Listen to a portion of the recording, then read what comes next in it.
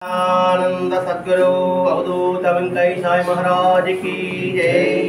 श्री सच्चिदानंद सद्गुरु श्री सिद्धारूढ़ स्वामी महाराज की जय। गुरुदेव दत्त। అవధూత వెంకయ్య స్వామి వారి యొక్క సాన్నిధ్యంలో ప్రతి మంగళవారం మనం శ్రీ గురు సిద్ధారూఢ స్వామి వారి యొక్క చరిత్ర గురించి మనం వివరించుకుంటున్నాం. సిద్ధారూఢ స్వామి పుట్టుకతోనే జ్ఞాని. ఆ జ్ఞాని యొక్క తత్వాన్ని తనవరకే పరిమితం చేసుకోకుండా సకల జన మానవాళికి అందించాలని బయలుదేరాడు. ఆ బయలుదేరడంలో ఆ అందించే విధానం తెలియాలి. దానికి గురువు కావాలి. ఎందుకు గురువు అన్వేషణ చేస్తున్నాడు? జన్మతః జ్ఞాని. గురువు అన్వేషణ వెళ్ళాడు. జ్ఞానాన్ని ఎలా పంచాలి, ఎవరికి ఏ విధంగా పంచాలి, అందరికి ఒకే విధంగా చెప్పడమా, లేదు వారికి తగ్గ స్థాయిలో చెప్పడమా? అది ఎవరు చెప్పాలి? గురువు చెప్పాలి. నేను వంట చేస్తాను, ఎంత ఉప్పు వేయాలో ఎంత కారం వేయాలో తెలియదు. దానికి వంట మాస్టర్ ఉన్నాడు అనుకోండి, ఎన్ని కిలోలకి ఎంత వేయాలి, 1 కిలోకి ఎంత వేయాలి, 1/2 కిలోకి ఎంత వేయాలి, 10 కిలోలకి ఎంత వేయాలి చెప్తాడు. ఆయన వేసేది ఉప్పు కారమే, నేను వేసేది ఉప్పు కారమే. నాకు తెలుసు, ఆయనకి తెలుసు అనుకుంటున్నాను. కానీ ఎంత వేయాలి, ఏ విధంగా వేయాలి, ఎప్పుడు వేయాలి, అలాగే జ్ఞానాన్ని కూడా ఎప్పుడు ఏ విధంగా పంచాలి, ఎవరి అర్హత నుంచి వాళ్ళకి అందించాలి. అందుకని గురువు అన్వేషణ కోసం బయలుదేరాడు. అంటే ప్రతి ఒక్కరికి గురువు ఆవశ్యకత అవసరము. ఇక్కడ గురువు అంటే ఒకటే, ఇక్కడ సన్మార్గంలో నడుపుకుంటూ వెళ్ళగలిగిన వ్యక్తి మాత్రమే. అంటే చిన్న మొలకని దానిని కాపాడి మహావృక్షంగా తయారు చేసి తద్వారా అనేక చెట్లకి కారణం అవ్వాలి. విత్తనం మంచిదైతేనే అనేక చెట్లు వస్తాయి. అలా చేసేవాడే గురువు. అలా కాకుండా నేను చెప్పిందే విను, నీకు తెలియదు, నాకు మాత్రమే తెలుసు అని చెప్పేవాడు గురువు కాదు. వాడు వాచా గురువు, మాట్లాడేదే గురువు అంతే. గుణ తీసుకుపోయేవాడు గురువు కాదు. అందుకని ఆ విధానం తెలపడం కోసమే ఈయన జ్ఞాని అయినప్పటికీ కూడా సరైన గురువు అన్వేషణకు వస్తూ ఉన్నాడు అన్నమాట. కృష్ణ పరమాత్ముడు అవతార పురుషుడు. ఆయన గురువు అభ్యాసం చేశాడు, గురువు దగ్గర శిష్యరకం చేశాడు. రాముడు అవతార పురుషుడు. ఆయన గురువు దగ్గర శిష్యరకం చేశాడు. అంటే దీన్ని బట్టి ఏంటి? నాకంతా తెలుసునే భ్రాంతిలో మనం ఉంటున్నాం. అటువంటి మహా అవతార పురుషులే శిష్యరకం చేశారు. నాకంతా తెలిసిన భ్రాంతిలో ఎందుకు నేను పుస్తకాలు చదవడం, ఎందుకు నేను పారాయణ చేయడం, ఎందుకు నేను సత్సంగాలు వెళ్ళడం, వాడు సత్సంగం ఆ సత్సంగం ఇంతకుముందు నాకు తెలుసు కదా అని అనుకోవడం అని అనుకుంటూ ఉంటాడు నా బోడిగాడు.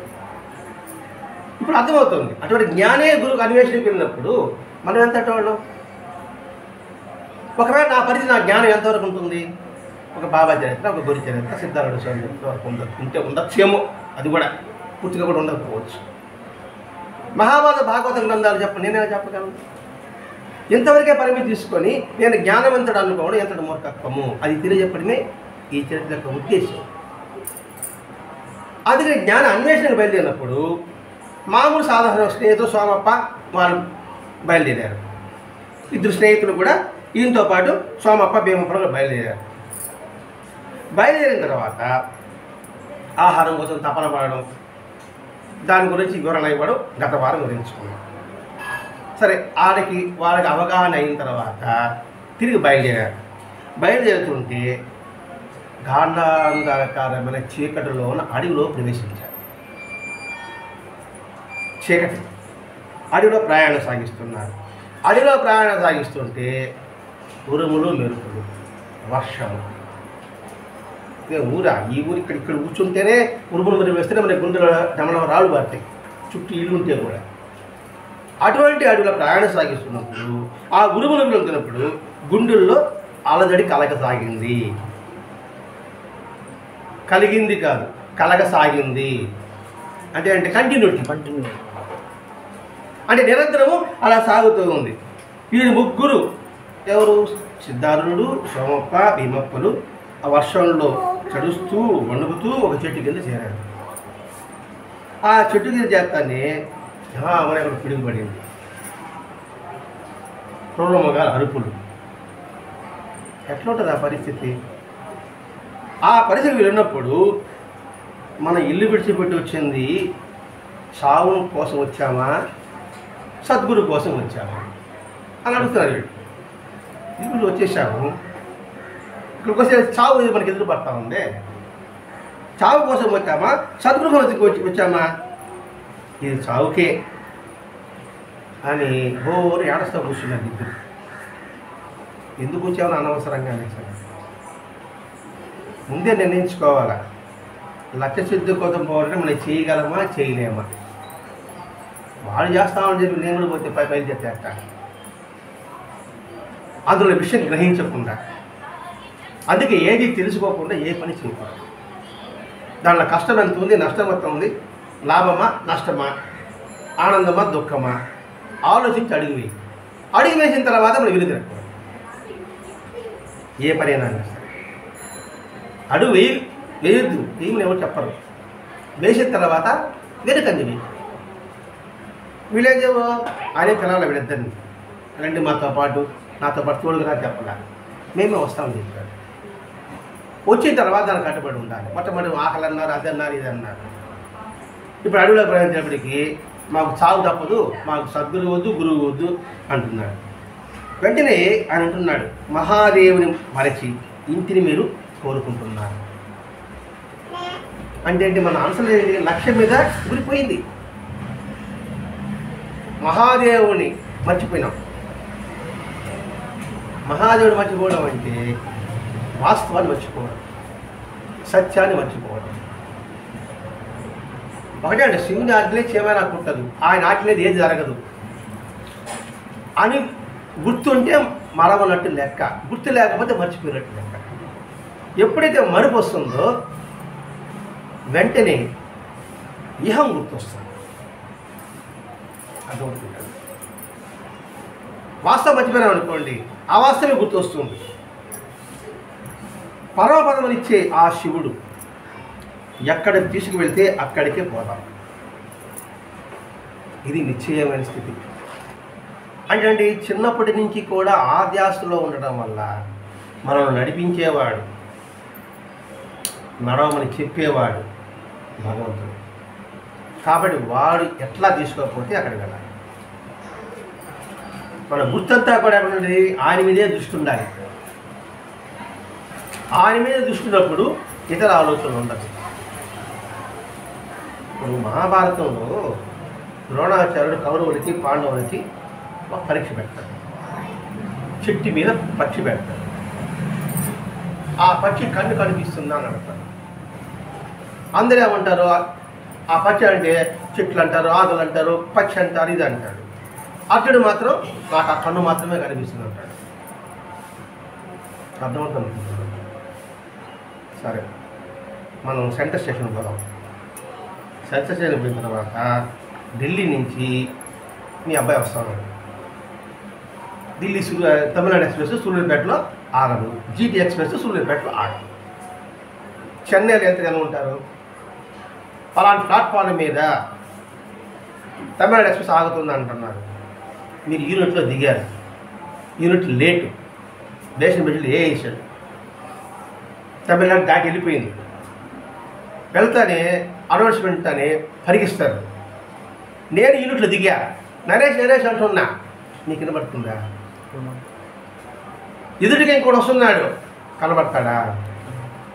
పరిగెత్తి అందరూ చూడండి. ఇక్కడ తిరిగి ప్లాట్ఫారం 11, ఒకటో ప్లాట్ఫారం తమిళనాడు ఎక్స్ప్రెస్. 11, 10, 9, 8, 7, 6, 5, 4, 3, 2 దాటి పోవాలా. ఈ ఎదురు బయలులో తమిళనాడు దిగుతూ ఉంటారు కొంత మన సూళ్ళూరుపేట వాళ్ళే. ఏదే చాలా పరిగిస్తున్నావు అంటారు. నిలబడతావా? ఇప్పుడు నిలబడతారా? గబగబా పోతావు. మీ వాటి ప్లాట్ఫారం ఎక్కడున్నాడు? 1వ నెంబర్ ప్లాట్ఫారంలో 13వ కంపార్ట్మెంట్లో ఉన్నాడు. ఈ ఫస్ట్ కంపార్ట్మెంట్ ఇది స్టార్ట్ ఇంజిన్ పక్కన ఉండేది. ఇక్కడి వరిగిస్తూ పోతూ ఉంటావు. నీ కొడుకువే కనబడతాడా, చూడగలుగుతున్నావా, ఇంకా వదులుతున్నావా?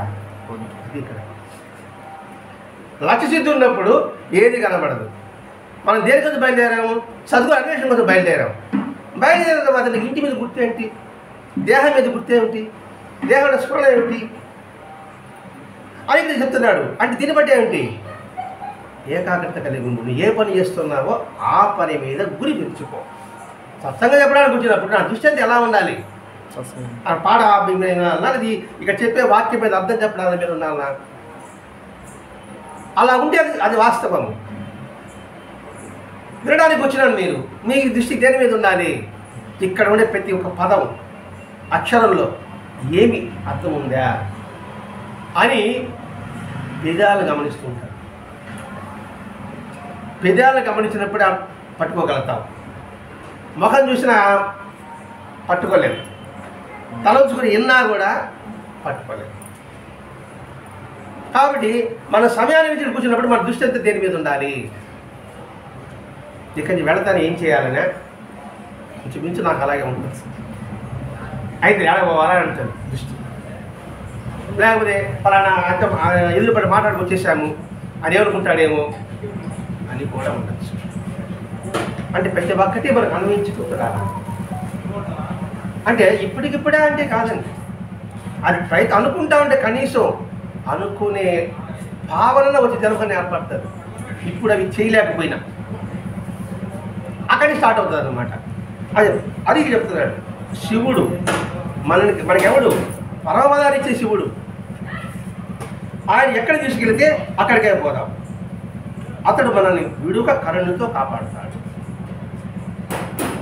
ఇది నిశ్చలత, ఇది విశ్వాసం, ఇది నమ్మకం. ఆయన మనల్ని ఎప్పుడు కరుణతో కాపాడుతాడు. ఇక్కడ కాపాడే ఉద్దేశం ఏంటంటే మనకి ఇష్టమైంది వస్తే ఆయన కాపాడినట్టు, మనకిష్టం కాని వచ్చేస్తే ఆయన మనల్ని చూడనట్టు. ఇదే మనుషుల యొక్క భావన. అంటే మనకి ప్రీతి కలిగేది మనం ఆలోచిస్తుంటాం, ఆయన మనకి శ్రేయస్సు కలిగేది కూడా చూస్తుంటాడు. ఈ సమయంలో నీకు అది లభించలేదంటే అది నీ శ్రేయస్కరం కాదు. అది ఏదైనా కావచ్చు కాక. ఒక్కొక్క మనిషి జీవితానికి ఒక్కొక్క పనిని ఇస్తాడు భగవంతుడు. ఆ పని పూర్తయ్యేంత వరకు భగవంతుడు మనల్ని విడనాడడు. కానీ ఇక్కడ ఆ పరమశివుడు ఎప్పుడూ కూడా ఎక్కడ తీసుకు అక్కడికి వెళ్ళాలి. ఆయన మనల్ని ఎప్పుడు కాపాడుతుంటాడు. ఆ విశ్వాసం ఉంటే భయం ఉండదు, నిర్భయత, ధైర్యం ఉంటుంది, శక్తి చేకూరుతుంది. ఆయన చెప్పిన మాట వాళ్ళకే కాదండి, మనం అనిపించుకోవాలి. భగవంతుడు మనం ఎప్పుడూ కూడా కంటికి రెప్పలా కాపాడుతూనే ఉంటాడు. అది మనం గుర్తించాం. మన కనురెప్ప మనకి అట్టా మనం చూడలేము. భగవంతుడి అనుగ్రహం కూడా అంతే. ఆయన కంటికి కనబడు, కనిపెట్టుకునే ఉంటాడు. లోపల మనం తీసుకునే గాలి మనం చూస్తున్నామా? శ్వాస తగిలితే అనుభవం అవుతుంది. శ్వాస పీల్చుకుంటున్నాం, చేస్తున్నాం. లోపల రక్త ప్రసరణ శుభ్రంగా ఆయన చేస్తున్నాడు. అది మన కంటికి కనబడదు, కానీ రక్షణ పడుతుంది. ఈ వాక్యాలు చెప్తున్నాడు ఇక్కడ. అంటేనే ఈ భీములకి అంటే గుంటలే కదా అడవులు అంటే, ఆ వృద్ధామనుడు మోకాళ్ళ దగ్గర కూరుకుపోయినారు. ఈయన పాట చెప్పుకుంటా ఉన్నాడు సత్సంగం. వీళ్ళు ఇంటే జాగ్రత్తగా అడుగేసి ఉంటారు. వీళ్ళు జాగ్రత్త ఇంటి మీద ఉండాలి. ఆయన చెప్పుకుంటా వస్తా ఉన్నాడు. దానికి శ్రద్ధ లేకపోయా ఇదే బోరు ఈ చెప్పే బోరు పతా గుంట ఠామలు పడ్డారు. ఆ ఠామలు పెద్దగా కేక, చీకటి పట్టుకోండి, చీకటి, ఉరుములు, మెరుపులు, వర్షం, అడవి. మనం పరకాయ ప్రవేశం చేయాలండి. ఆ బురదలో కూరుకుపోతుంటే ఎట్లుంటుంది వాడికి ఇద్దరికి? అబ్బా అమ్మే అంటారు కానీ భగవంతుడు అంటామన్నా అనలేము కూడా. అనాలంటే మొట్టమొదటి అభ్యాసం ఉండాలి. ఇప్పుడు అభ్యాసం వస్తుంది, ఏ దెబ్బ తగిలినా శివానో రామానో సాయనో అంటాం. దానికి అభ్యాసానికి సత్సంగం. అలా కూడా ఏడవసాగాడు. మీరు తల్లి తండ్రిని చెప్పబడే పరమశివుని అనుకోవడం మానేసి మీరు శరీరం గురించి చింతించడం వల్లనే మీకు ఈ దుస్థితి వచ్చింది. దేని మీద అయితే మనకు అభిమానం ఉంటుందో దానికే కష్టం వస్తుంది. దానిని వ్యామోహం అంటారు. వీడి శరీరం మీద వ్యామోహం, శరీరాన్ని తలుచుకుంటున్నారు. ఈ తలుచుకోవడంలో భగవంతుని మర్చిపోయాడు. ఎప్పుడైతే భగవంతుని మర్చిపోయినామో ఈ శరీరానికి కష్టం కలుగుతుంది. తమాషాగా ఉందన్నమాట. రామాయణ బలం రాముడు చెంతనంత వరకు సీతకి ఏమీ లేదు. వెంటనే రాముడు వెళ్ళిపోయిన తర్వాత సీతకు కష్టాలు వచ్చాయి. రాముడు దేవుడైతే సీత వచ్చి జీవుడు. ఆ జీవుడు మాయలో పడ్డాడు. మాయలేడు కావాలని దేవుడు చెప్పాడు, అది మాయా, దాని గురించి వెళ్ళొద్దు అని చెప్పాడు. మీరు ఎప్పుడు ఇంతే ఇదే సోది చెప్తా అంటారు. మీరు కంటి బంగారుగా మెరిసిపోతాడు జింక్ అక్కడ అని అంటాడు ఈ జీవుడు. ఆ దేవుడే వద్దంటున్నాడు. కానీ మొండి పట్టు పట్టాడు. ఇంకా మొండి పట్టు పడి దేవుడు ఏం చేస్తాడు వెళ్ళాడు. వెళ్ళగానే కష్టం ప్రారంభమైంది. అది ఇక్కడ విషయం. ఎప్పుడైతే ఈ మాయలో పడతామో దేవుడు గుర్తురాడు, భగవంతుడు గుర్తురాడు. కానీ మీరు దేహం అనుకున్నారు కాబట్టి మీరు భగవంతుని తలవచడం మర్చిపోయారు కాబట్టి మీకు ఈ కష్టం కలిగింది.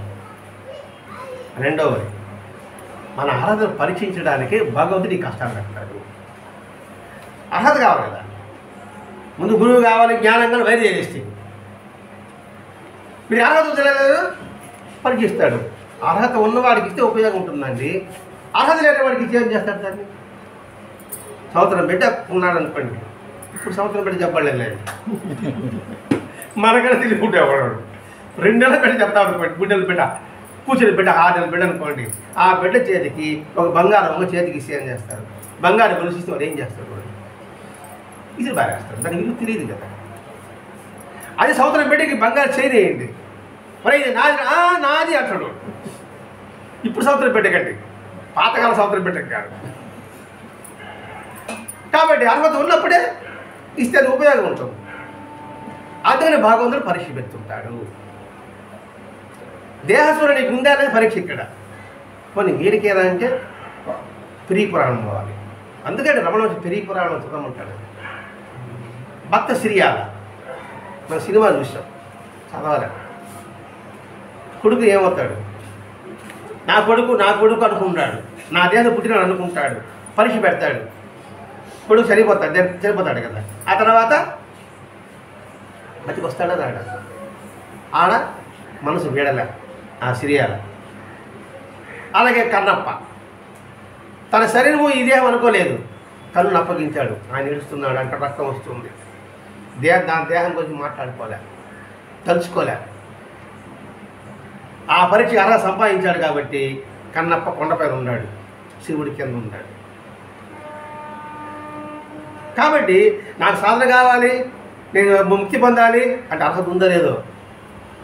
నేను సతంగా చెప్తానండి, నాకు ధ్యాసే కుదరడం లేదంటాను. అంటే ఆ ధ్యాస గురించి అర్హతని సంపాదించలేదని అర్థం, అంతే. అది తగిన అర్హత కోసంగా పరీక్షలు పెట్టాడు. ఆ పరీక్షల్లో మనం నెగ్గగలిగితే అది మనకు సాధిస్తాడు. అందుకని ఇప్పుడు మిమ్మల్ని బుడగలు దోశాడు అని చెప్పడం ఉద్దేశం. మనకు కూడా మనం ఇచ్చుకుంటున్నాం. అది ఆధ్యాత్మికతే కాదండి. ఒక వస్తువు మనకు కావాలనుకుంటాం, అది అర్హత ఉంది, నీకు వస్తుంది. అర్హత రాలేదు, నీకు రా. అది రాలేనప్పుడు మనం చింతిస్తాం, బాధపడతాం. అది అజ్ఞానం. బాధపడము, అది జ్ఞానం. ఇది మనకంతా అనిపించుకున్నాడు. ఒక వస్తువు దొరకలేదంటే ఎంత బాధపడతాం? ఒక వస్తువు పోయిందంటే మంది కాదు అనుకోం కదా, ఇంతవరకు ప్రాప్తం అనుకోం కదా. అయ్యో పోయింది అంటాం. అది పోవడం కరెక్ట్, ఇది రావడం కరెక్ట్. అది పోవడం వల్ల నీకు ఒక మంచి జరిగింది, అది ఉంటే ఆ మంచి నీకు రాదు, నువ్వు ఉన్నత దగ్గర పోలేవు. ఇట్లా అన్ని కోణాల నుంచి మనం పరిశీలించుకుంటున్నప్పుడు మాత్రమే ఈ శ్రవణం వల్ల ఉపయోగం ఉంటుందండి, ఈ సత్సంగం వల్ల ఉపయోగం ఉంటుంది. ఎందుకంటే సత్సంగం అంటే సంస్కరించుకునేది సత్సంగం, సంస్కరణ లేని సత్సంగం వృధా. అలాగే చెప్తున్నాడు ఇక్కడ. అలా చింతడం వల్ల మీకు ఈ దేహం స్ఫురణ వచ్చింది. ఆ మన అర్హత పరీక్షించడానికే భగవంతుడి ఈ కష్టాన్ని కల్పించాడు. ఈ జడదేహమే నేననే భావం నీ మనసులో ఎప్పటి వరకు ఉంటుందో అప్పటి వరకు సాగు పుట్టుకలు బాధ తప్ప. ఈ దేహమే నేను అనే భావన ఉన్నంత వరకు పునరపి జననం, పునరపి మరణం. ఈ దేహం నేను కాదు, ఆత్మక తత్వాన్ని ఒకటే అనే భావన ఉన్నప్పుడు ఇంకా పుట్టుగా ఉండదు, మరణం. పుట్టుకుంటే మరణం ఉంటుంది. అటువంటి వాళ్ళు మహాత్ములు. కాబట్టి ఆ స్థితి పొందాలి, అది ఇక్కడ ఉద్దేశం. అది నీ మనసులో ఉన్నంత వరకు, ఇది నేను అనే భావన ఉన్నంత వరకు నీకు అటాచ్మెంట్ ఉంటుంది అన్ని విషయాల్లో కూడా. సరే, అది ఎప్పుడైతే వదిలిపెడతావో అప్పుడు ఇక్కడ మరణం లేదంటే కాదు, మరణం అంటే భీతి లేకుండా ఉంటాం. ఏది వచ్చినా సంపూర్ణంగా హృదయపూర్వకంగా ఆహ్వానిస్తాం. మరణం వచ్చి తలుపు తట్టింది, శుభ్రంగా ఆహ్వానిస్తాం, ధైర్యంగా ఆహ్వానిస్తాం. అనే విషయం ఏంటిది? ఈ శరీరం పెట్టి ఇంకో శరీరం తీసుకుపోతుంది అంతే అనే భావన కలిగించడమే ఇక్కడ ఉద్దేశం. ఏంటంటే గాడిద బరువు వేసుకుని ఇంటికి అడవికి తిరిగినట్లే జడమైన అసంఖ్యాకమైన ఈ శరీరాలను మోసుకుంటూ ఇహపరాలకే తిరిగి కష్టపడాల్సి వస్తుంది. గాడి ఇంటికి బయలుదేరుతుంది, కట్టెత్తుకుంటుంది, మళ్ళీ ఇంటికి పోతుంది, మళ్ళీ తెల్లారితో కట్టెలు పోతుంది, మళ్ళీ వస్తుంది. అలాగే గుట్టలు తీసుకుపోతుంది, వస్తుంది. ఇంటికి రావడం, పుట్టడం, అడిగిపోవడం, మరణం అనుకుంటున్నాం అనుకోండి. ఇలా బరువులు మోసుకుంటూనే బరువు అంటే శరీరం మోసుకుంటాడు. మేము ఇప్పుడు ఈ రూపంతో ఈ శరీరం మోసుకుంటున్నాను, రేపు ఇంకో రూపంతో శరీరం మోస్తా, ఇంకో శరీరం మోస్తా. ఇది నేను అనే భావన ఉన్నంత వరకు. ఇది నేను కాదు, అన్యం కాదు అనుకుంటే ఇది జనం ఉండదు. ఇది అర్థం కావాలంటే బాబా చరిత్రలో వస్తుంది. ముకుంద్ బ్రహ్మచారి, బాబా చరిత్ర చదువులకు అర్థమవుతుంది. ముకుంద్ బ్రహ్మచారి గొప్ప తపస్సంపన్నుడు. ఇంకే అన్నప్పుడు బాబా పది రూపంలో వచ్చి నీ తపస్సు ఒక నెలలో పూర్తవుతుంది, కాస్త ఓపిక పట్టు అన్నాడు. ఈయన బాబా ఏ వేషంలో ఉన్నాడు? ఫకీర్ ముస్లిం వేషంలో ఉన్నాడు. ఆయన సదాచార సంపన్నుడిగా ఉన్నాడు. ఆయన గడపలాగా అడుగు పెడతాడు, రాబాకన్నాడు. ఎవరు? ఈ ముకుంద్ బ్రహ్మచారి. రాబాకంటే ఏంటి? నేను ఆచారపరుణ్ణి, నువ్వు ముస్లిం. తేడా కనబడింది లేదు అక్కడ. భగవద్గీత అర్థమైన తర్వాత అందరినీ సమాన భావంతో చూడాలి. పండిత సమదర్శన అన్నారు. పండితుడు ఎవరు? అందరూ సమభావంతో చూడాలి. ఇక్కడ సమభావం లేదు. నువ్వు తక్కువ కులం వాడు, నేను ఎక్కువ కులం వాడు, నువ్వు ఆశ్రమంలో అడుగు పెట్టబాకన్నాడు. అడుగు పెడితే మేము ఆత్మహత్య చేసుకుంటామన్నాడు. ఆయన అడుగు పెట్టాడు, చెప్పేశాడు. భగవంతుడు ఈ మాట నేను చెప్పన్నాడు, నేను చెప్పిన, నువ్వు ఆత్మహత్య చేసుకుని నాకు సంబంధం కాదు ఆయన తెలిపినాడు. ఆ ముస్లిం అనే భావన, సంకుచిత్వం, ద్వేషం ఉండడం వల్ల తిరిగి అక్బర్గా పుట్టాడు. అక్బర్ అంటే ముస్లింగా పుట్టాడు. కానీ పూర్వ సంస్కారం ఉంది కదా హిందూ. అందుకే నాకు అక్బర్ ఏం చేశాడు? హిందూ స్త్రీని వివాహం అయ్యాడు, ముస్లిం స్త్రీని వివాహం అయ్యాడు. అలా కాకుండా ఆయన చెప్పినట్టు ద్వేషభావం లేకుండా ఉంటే ఆ జన్మకే ముక్తి పొందేవాడు. అలాగే జడభరతుడు, భరతుడు జడభరతుడు. ఒకే కూర తింటే మనకి అడ్డుగుట్టుగా ఉంటుందా ఉండదా? సింపుల్గా అర్థం అవ్వాలంటే ఒకే పిండే రోజు ఇడ్లీ తినకూడదా?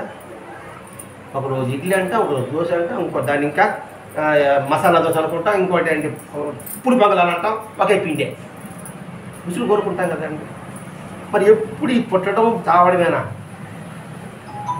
విసుగు అనిపించదా? ఎట్లా ఆలోచించు. ఊరికి వెళ్ళామనుకోండి, ఢిల్లీకి వెళ్ళాము. ఢిల్లీకి వెళ్తాన్ని భలే హుషారైపోతాం, పోతాం. ట్రైన్ బుక్ చేసుకుంటాం, వారం రోజులు ట్రైన్ క్యాన్సిల్. అప్పటి నుంచి ఎప్పుడు వెళ్ళిపోతాం, ఎప్పుడు వెళ్ళిపోతాం. మేము వచ్చాను ఆనందపడకూడదు. ఒక్క వారం ఢిల్లీలో ఎండలబ్బా ఎందుకు వచ్చావు అబ్బరా అనుకుంటాం. మళ్ళా పోయేటప్పుడేమో హుషారైపోయాం.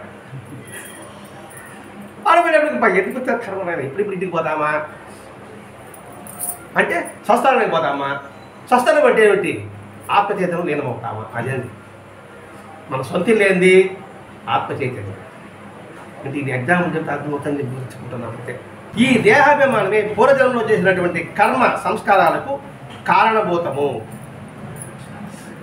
అదే దుఃఖాన్ని సుఖంగా చూడగలడమే కష్టము. ఏది? ఈ జన్మ పరంపర వల్లే కారణభూతం. ఆ దుఃఖాన్ని సుఖంగా చూడడం చాలా కష్టమే.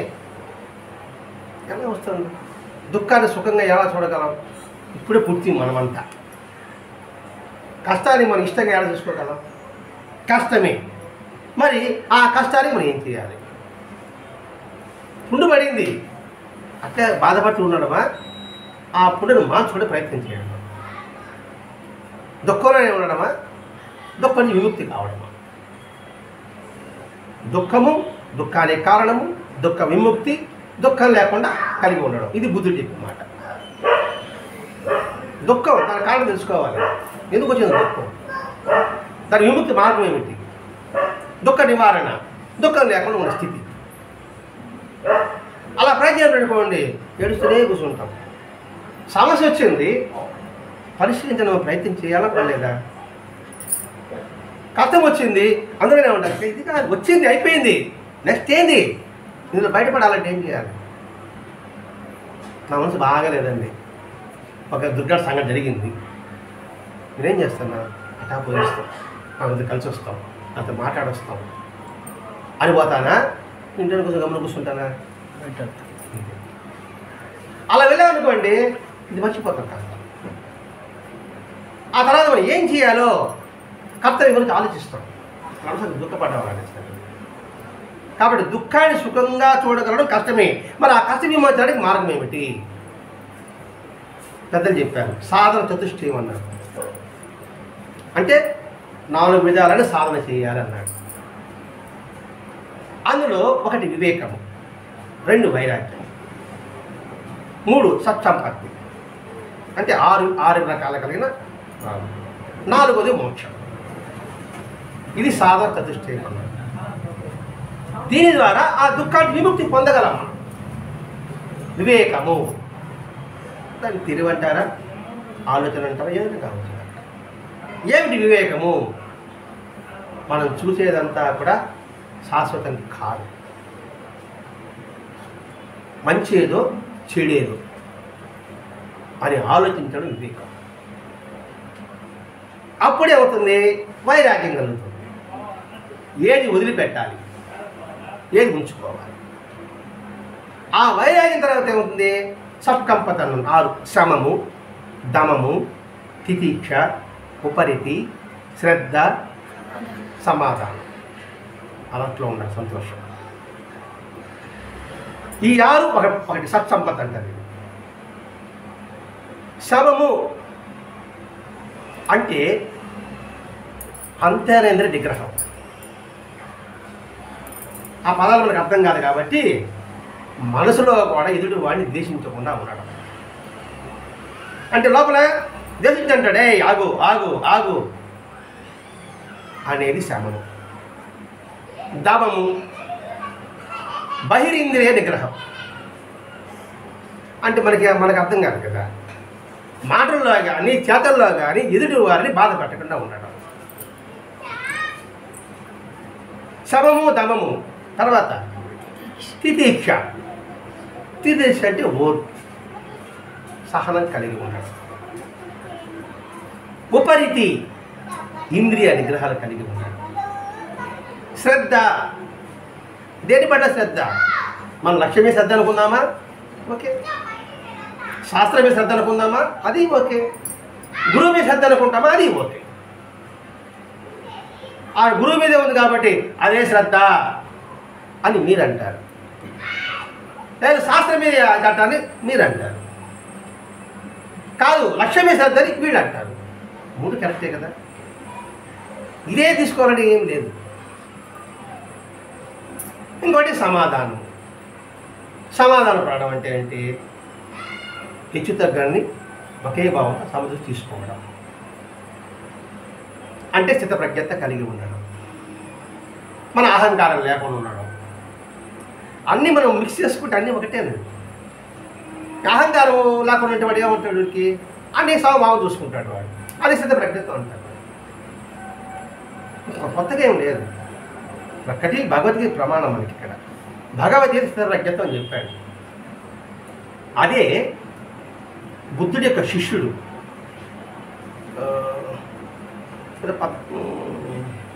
కుమార బోధుడు అనుకుంటాను, ఒక 100% పేర్లు ఏముంది అనుకోండి. ఆ శిష్యుడికి బోధిస్తాడు లాభము నష్టము, యశస్సు అయస్సు, అంటే యశస్సు లేకుండా కాంతి లేకుండా ఉండడం, సుఖము దుఃఖము, తర్వాత పొగడ్త తెగడత, అంటే పొగడము నిందించడం. వీటి పట్ల నువ్వు సమదృష్టి కలిగి ఉండన్నాడు. అంటే దీని అష్టకర్మలు అంటారు. 8 పనులు ఇవి. లాభము నష్టము, యశస్సు అంటే యశస్సు లేకుండా, అంటే సౌందర్యం అనుకోండి, అంటే ఇష్టము అయిష్టము లేక, అందము అనుకుందాం, అందము అందం లేకుండా అది చెప్పుకుందాం. అట్లాగే సుఖము దుఃఖం అనుకున్నాం, 6 అయింది. ఇంకోటి ఏంటి? పొగడ్త తిట్టడం. అంటే నన్ను పొగిటేవాడు తిట్టేవాడు. ఈ అష్టకర్మల పట్ల నువ్వు దాన్ని పట్టించుకోవద్దు అని చెప్తాడండి. భగవద్గీత ఎప్పుడు వచ్చింది? బుద్ధిజం ఎప్పుడు వచ్చింది? భగవద్గీత ఎప్పుడు? ద్వాపరయుగం. బుద్ధిజం కలియుగం. ఈ అష్టకర్మల మీద దాన్ని ముట్టుకోవద్దు అన్నాడు. అంటే ఏమిటి? చిత్తప్రజ్ఞత కలిగి ఉండడమే కదా. చిత్తప్రజ్ఞత కృష్ణుడు చెప్పారు అదే కదా. అందుకే మన ప్రమాణం భగవద్గీత చెప్పడం వాడు. మాటలు వేరేగా చెప్పారు. అది కాదండి ఇదే అంటే లోతుగా పరిశీలించు, అన్నీ ఒకటే. అది సమాధానం. ఎప్పుడైతే ఈ వైద్యం ఉంటుందో ముముక్షుత్వం కలుగుతుంది. 4 చెప్పుకున్నాం కదా.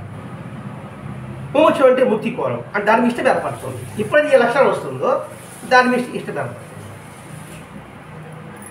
అందుకే సాత్విక ఆహారం అంటారు కదండి. సాత్విక ఆహారము తినాలి అని అంటారండి. సాత్విక ఆహారం తింటే బుద్ధులు మారదండి. కాయగూరలు తింటే బుద్ధులు మారని అనుకుంటాం, మారదు. నీ మనసు పరిశుద్ధంగా ఉంటే నీ అది తినాలని నీకు ప్రేరణ కలుగుతుంది. అది సాత్విక ఆహారం. మనిషి పరిశుద్ధం లేకుండా ఉంటే సాత్విక ఆహారం తినే రాదు. అదే మీకు రాదండి అని కూడా మీరు అడగచ్చు. మన విశ్వామిత్రుడు సాత్వికాన్ని తినవాడు. ఎందుకని కోపం వచ్చింది? ఎందుకని ప్రమాదం కలిగింది? ఎందుకు వైశ్యమని సంపాలనుకున్నాడు? కాబట్టి ఇక్కడ సాత్విక, అందుకే భగవద్గీత మనం అర్థం వివరం చెప్పుకుంటున్నాను.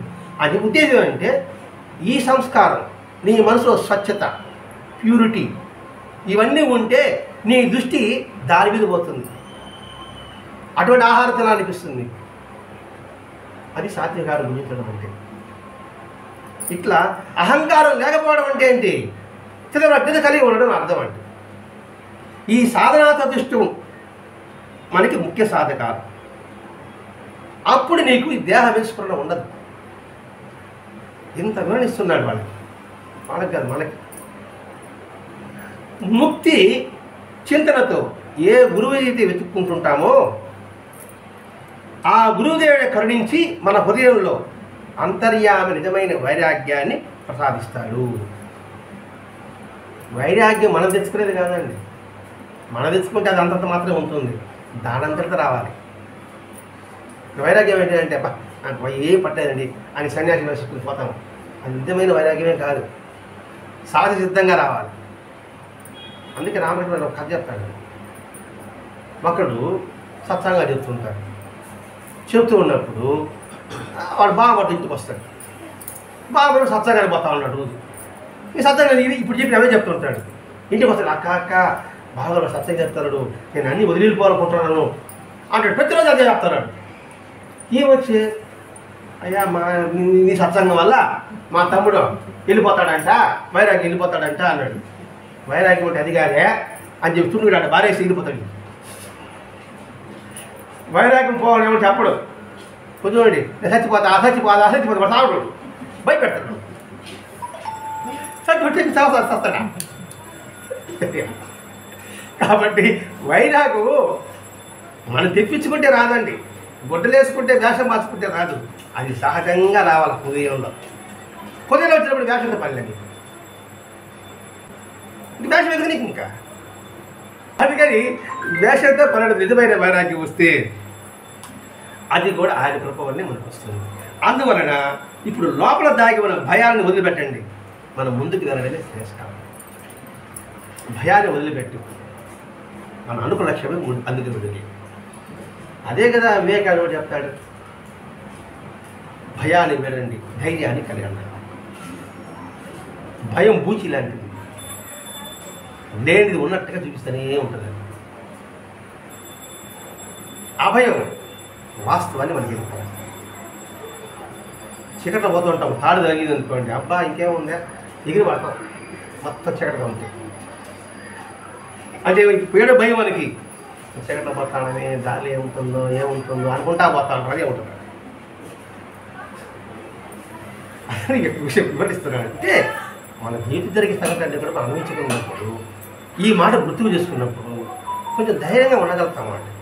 జీవితంలో ఎటువంటి కష్టం వచ్చినా దుఃఖం వచ్చినా తట్టుకునే సామర్థ్యం కలుగుతుంది. పవర్ కావాలి, ఆ పవర్కి సత్సంగం అండి. దేని ద్వారా ఈ రాదు, శ్రవణం ద్వారానే వస్తుంది అంతే. అందుకే మనకి నవవిధ భక్తుల్లో శ్రవణ అని స్టార్టింగ్ పెట్టాడండి. నవవిధ భక్తుల్లో శ్రవణము, స్మరణము, కీర్తనము, తర్వాత పాదసేవ, అక్షర నమస్కారము, దాస్యము, శక్యము, తర్వాత ఆత్మనివేదన పెట్టాడు. వినడం ద్వారా నువ్వు ఏదైనా అడుగు ముందుకు వేయాలంటే అందుకే చెప్తున్నాడు, భయాన్ని వీడు మనం వెళ్ళడమే చేస్తాం. అయింది, అది అయిపోయింది, ఇక్కడ పడ్డాము, మోకాలి దెబ్బ తగిలింది, మాకు ఇంటికి దారి చూపించాడు సాగా అంటాడు ఈ సోమప్ప దేవప్ప. మాకు ఇంటికి దారి చూపించు, గురు సంగతి కావాలంటే ఇంటి మీద చూసుకుంటాను. దేవుడు ఎరుగు, గురుస్వామి దేవుడు ఎరుగు, ముందు మా సంగతి చూసుకోలేవు, చూసుకోవచ్చు అని అంటే ఏ కష్టం లేకుండా గురి ప్రాప్తి ఎలా వస్తుందిరా? వీడికి నువ్వు చెప్పడమే వీడికి, ఈ శుద్ధుడికి వాడు వినలేదే అని మానలేదా? ఎందుకని మనతో వచ్చాడు కదా, రాకుండా చెప్పడం. వచ్చిన తర్వాత వాళ్ళు దారి తప్పుతాడు, సరి చేయాల్సిన అవసరం ఉందా లేదా? రాకుండా బాధ లేదు. ఇంతకుముందు నువ్వెవరో నేనెవరో వద్దులే, వాస్తవం అంతే. ఇంతకుముందు నరేష్ ఉన్నాడు, ఇప్పుడు నరేష్ ఉన్నాడు. ఇప్పుడు నరేష్ చిన్న తప్పు చేస్తే ఎందుకు చెప్తున్నాడు వెంకటేశ్వర నీకు? ఇటు కూర్చోవు కాబట్టి, ఇటు కూర్చున్నా కాబట్టి సత్యం చేపిస్తున్నాడు. అందుకని ఆయన సద్గురు ప్రాప్తిగా అంటే ఊరకే రా ఆయన. గురు ప్రాప్తి కావాలంటే చాలా కష్టము. నువ్వు తల్లిదండ్రులైనా పొందవచ్చు, స్నేహితుల్ని పొందవచ్చు, భార్య బిడ్డల్ని పొందవచ్చు, అలాగే డబ్బుని పొందవచ్చు, కీర్తిని పొందవచ్చు. కానీ గురు చింతన మాత్రం చాలా కష్టం. కావాలంటే ఎన్నో సుకృతం కావాలి. ఒక సత్సంగం వినాలన్నా, ఒక మంచి మార్గం వెళ్ళాలన్నా ఎంతో మార్గం. అన్నిటికన్నా గొప్ప సుఖమేది అని ప్రశ్న. సత్సంగమే సుఖం. అన్నిటికన్నా దుఃఖమేది? తను కోరుకునేది లభించలేకపోతే దుఃఖం. అన్నిటికన్నా జన్మ శ్రేష్టమేది? మానవ జన్మ. అందులో మంచివారు చెడ్డవారి యొక్క లక్షణాలు ఏమిటి? మంచివాడు ఎప్పుడు సత్సాంగతి మంచి మాట చెప్తుంటాడు, చెడ్డవాడు ఎప్పుడు ఎవరిని మోసం చేస్తూ ఉంటాడు అనుకుంటాడు. అన్నిటికన్నా పాపం ఏది? పరనింద. ఈ శాస్త్రాలన్నీ కూడా సులభంగా పుణ్యం సంపాదించడానికి ఏం చేయాలి? సత్కర్మ. ఇన్ని వస్తారు ఇవి కూడా గరుత్మంతుడికి కాలంలోడికి జరిగిన మాటలే. ఇవన్నీ ఆడి ముత్యాలు మనం. ఇప్పుడు మనకి అత్యంత సుఖంగా ఉన్న ఆనందం ఏది? సత్సాంగం చేయాలి. అన్నిటికన్నా పాపం ఏది? పరనింద. అన్నిటికన్నా పుణ్యం ఏది? పరహితం. ఈ నాలుగైదు గుర్తుపెట్టుకున్న మన జీవితం ధన్యం. కాబట్టి గురువు యొక్క సేవ దొరకాలన్నా, గురువు సన్నిధికి రావాలన్నా అంత ఆషామాషి కాదు. ఎంతో కష్టపడితే కానీ ఆయన సన్నిధి మనకి చేరలేదు. అది సద్గురు దొరకడమే కష్టం. దొరికిన తర్వాత మన సంసారంలో కానీ బోధ చేయడం అది చెప్పడమే మనకు కష్టం. దాన్ని మనం ఫాలో అవ్వడం ఇంకా కష్టం. మిగతా అవన్నీ దొరకవచ్చు సులభంగా, కానీ ఇది మాత్రం కష్టం. అంటే ఎంతో శ్రమపడి ఎంతో పుణ్యం చేసి ఎంతో సాధన చేసి తప్ప వారి సాంగత్యం మనకు దొరకదు అని ఇక్కడ చెప్పిన తర్వాత ఈ సాంగత్యం మనకు లభించడానికి ఊరకే లభించిన మాత్రం దొల్ల. ఎంతో సాధన ఎప్పుడో జన్మలో పూర్వపు నుండే తప్ప ఈ సత్సాంగత్యం మనకు లభించదు. దుస్సాంగత్యం లభించడం చాలా సులభం, ఈజీ. కానీ కష్టమైన అవసరమే లేదు. అదే యేసుప్రభు అంటాడు, సులభమైన మార్గం ఒకటి ఉంది, పోతావా? పోతాను, అది నరకం. కష్టమైన మార్గం ఉంది, పోతావా? నేను పోను, అదే స్వర్గం. ఏది కాదు నీకు స్వర్గమైన ఒక మందే చూసుకో. ఇట్లా ఆలోచించేస్తున్నాడు మహాత్ముడు. ఒక మహాత్ముడు అంటే ఇక్కడ మనకి కొంచెం మతం పెట్టుకోకూడదండి. ఇక్కడ మాటనే పట్టుకోవాలి. మతం అంటే మతిని పెంచేది ఉండాలి, అది నిజమైన మతం అనేది. మతిని తుంచేది మతం కాదు, మత బాగుంటం పెట్టేది మతం కాదు, మత దేశాలు రగించేది మతం కాదు. ఇంత అర్థాలు చెప్తున్నాను ఇక్కడ. కాబట్టి ఏ కష్టం ఎక్కడ గురువు యొక్క ప్రాప్తి కాదు. కాబట్టి కష్టపడాలి.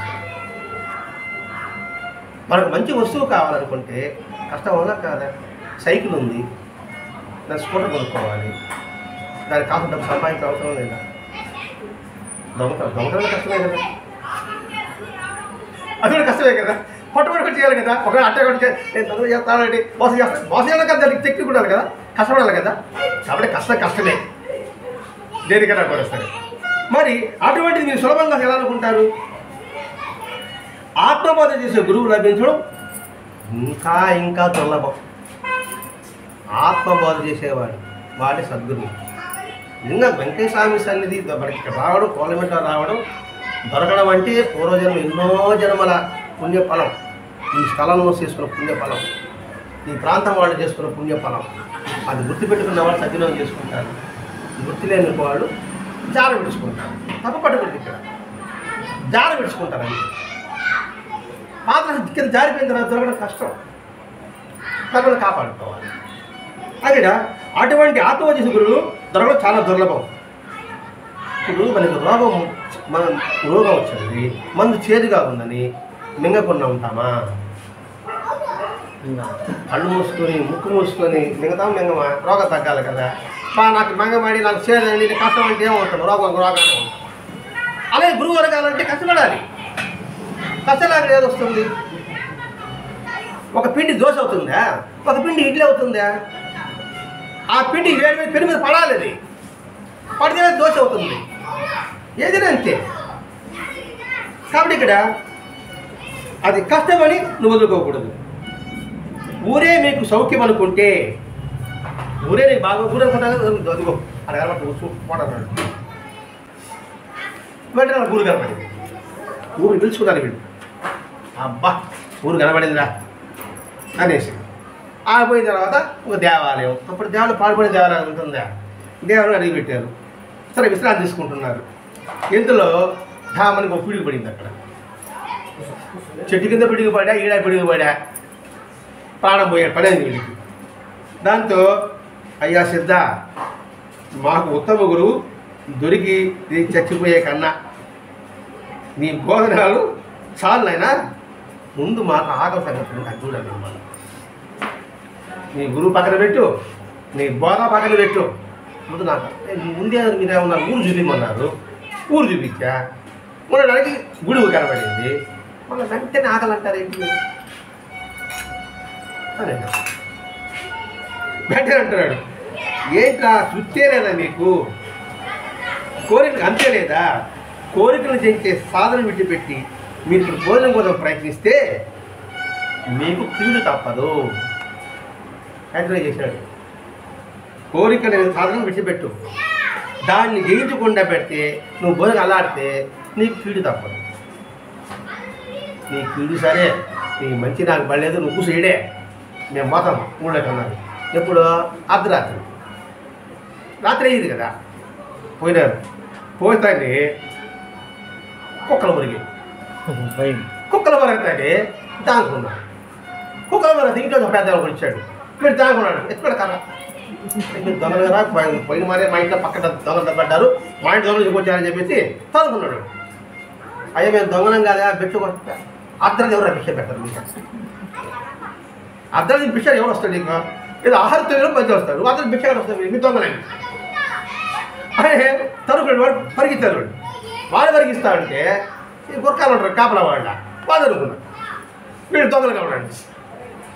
పట్టుకున్నాడు. అయ్యా స్వామి మా వేషం చూడండి స్వామి, మేము దొంగలం కాదు, అన్నం కోసం వచ్చాము. పాపి ఇప్పుడెలా అన్నం పెడతారు ఆయన, మీరు పట్టుకుని తంతారు, నిలుపండి మీరు అని వదిలిపెట్టాడు. అయ్యో మరో బతికారా దేవుడు అంటే వచ్చి కూర్చున్నారాడ. నేను మీకు చెప్పాను కదా ముందుగానే చెప్పా, ఆ నమ్ముకోడరా వస్తుంది అనేసి. మీరు నా మాట వినకుండా పోయా, నేను వినిపించి కూడా పోయా. దీనివల్ల మీకు ఏమైనా మంచి జరిగిందా?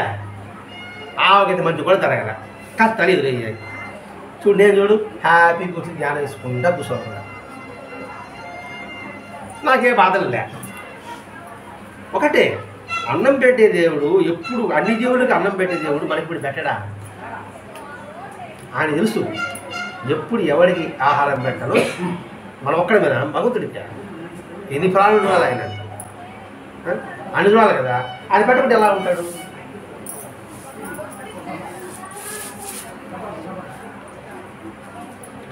ప్రతి ఒక్కటి మన ప్రారంభాలు జరుగుతుంది. చీమల గురించి సర్వజీవులకు ఆహారం ఆయన ఇచ్చేవాడే కానీ ఆయన మనల్ని శిక్షిస్తాడు. మన కర్మలసే జరుగుతుంది. ఈ వాక్యాలు ఎక్కడిది అమ్మా? ఈ వాక్యం ఎక్కడిది? గురు చేతుల్లో తమపాది పెరిగేస్తే ఆ బ్రాహ్మణుడు చెప్పిన మాట అది కుయోమరి అడస్తా కూర్చుంటుంది. అప్పుడు మన ప్రారంభం అంతా జరుగుతుంది. క్షేమాల గురించి సర్వజీవులకు ఆయువు ఆహారం భగవంతుడు ప్రసాదిస్తాడే కానీ మనకి ఎందుకు పీడి చేస్తాడు, నువ్వు బాధపడు, అంతా మన కారణం నుంచి జరుగుతుంది అని చెప్పిన మాట. అది ఇక్కడ సిద్ధుడు చెప్తున్నాడు. ప్రతి ఒక్క మహాత్ముడు ఏది చెప్పినా వినండి. భాష వేరే ఉంటుంది, యాస వేరే ఉండొచ్చు, కానీ భావం మాత్రం ఒకటే ఉంటుంది. ఇదే అని చెప్తున్నాడు ఇక్కడ. అందరికీ ఆహారం పెట్టారు, మనకెందుకు పెట్టడు? ఎందుకు మీరు పరిగెత్తిపోయినారు? ఎందుకంటే సకల జగత్తు సృష్టించింది ఆయన, ఆయనే అంతర్యామి, తిరుగుతుంటాడు, మనందరినీ కాపాడుతుంటాడు. సృష్టిగత ఆయనే, కాపాడుకునే బాధ్యత ఆయనదే. నాది పోసిన నీరు వేడేదో చెప్తే సాగుతుంది కదా అంటే, అట్లాగే ఆ భావంతో ఎందుకు ఉండలేకపోతున్నాడు మరి? అంటే ఇంత స్థితిగా మనం పడలేదు. మనకి మామూలు చిన్న కష్టం వస్తేనే తల్లి పోతూ ఉంటున్నాం. చిన్నది పెద్దదేం కాదు, అది దాన్ని తట్టుకోవడానికి సామర్థ్యం అండి. చిన్న చిన్న తట్టుకుంటే కదా పెద్దది తట్టుకోగలం మనం. అందుకని చిన్న చిన్న తట్టుకోవడానికి ప్రయత్నం. మీరు వినకుండా వెళ్ళారు, మీకు ఇలాంటి కష్టాలు ప్రార్థించాయి అనుకున్నారు. అప్పటికే పని దాటిపోయింది, తెల్లవారింది. 5 గంటలకి శివాలయం ఉండాలి కదా, పూజారి వచ్చినాడు, నైవేద్యం పెట్టాడు, అన్నం పెట్టాడు. అప్పుడు అంటున్నాడు,